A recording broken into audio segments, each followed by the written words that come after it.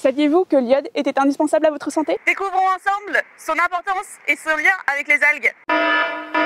Cette vidéo offre une vue d'ensemble et en aucun cas un point de vue médical ou nutritionnel. L'iode joue un rôle crucial dans le fonctionnement de la thyroïde. Cette glande, en forme de papillon dans notre cou, elle est essentielle au fonctionnement de notre corps. Elle sert notamment à réguler la température corporelle, elle contribue aussi au bon fonctionnement du système immunitaire, ainsi qu'à l'équilibre hormonal. Il faut donc en prendre soin. L'iode est un minéral essentiel que l'on retrouve dans différents aliments, comme le poisson gras, le maquereau et la morue, les coquillages et les crustacés, et certains fromages, et bien sûr, les algues marines. L'iode joue aussi un rôle important dans d'autres parties du corps, comme les glandes salivaires, le cerveau ou les muqueuses gastriques. Il faut donc éviter d'être en carence ou en excès d'iode. Si on écoute les experts, d'un côté, on a l'OMS qui avertit sur les carences d'iode des Européens, et de l'autre côté, on a l'ANSES qui avertit sur les dangers de l'excès d'iode.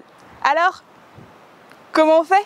Et pour continuer, un peu d'histoire. Connaissez-vous les crétins des Alpes? Une maladie qui était due à la carence en iode, avec la particularité d'un développement d'un goitre, toujours visible de nos jours avec certains malades de la thyroïde. C'est d'ailleurs pour ces raisons que l'État a demandé aux industriels de rajouter de l'iode dans les sels de table. Oui mais Anouk, l'iode c'est radioactif, non?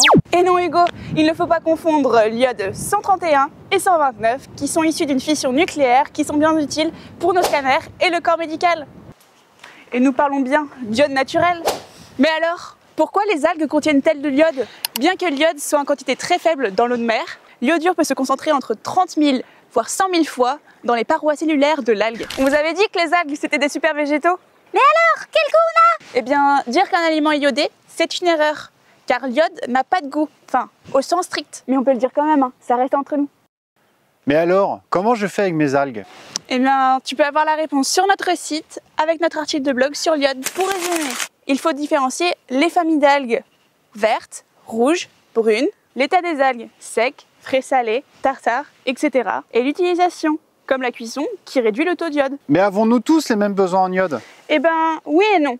Cela différencie entre un adulte, une femme enceinte ou encore son alimentation. Un exemple concret, le wakame déshydraté que vous réhydratez, sans cuisson, un adulte peut en manger cru de 22 à 40 grammes et cuite, il peut en manger entre 134 grammes et 536 grammes par jour. Et oui, c'est bien la cuisson qui a diminué le taux d'iode. Et pour notre fameux tartare d'algues classique, c'est entre 117 à 468 grammes par jour. Et nous précisons que nos chiffres sont basés sur les recommandations et les limites supérieures de l'ANSES. Et Anouk, alors, les personnes avec des problèmes de thyroïde, elles font comment? Eh bien, pour cela, n'hésitez pas à consulter votre endocrinologue ou encore votre médecin. Vous avez compris, c'est un sujet qui est complexe.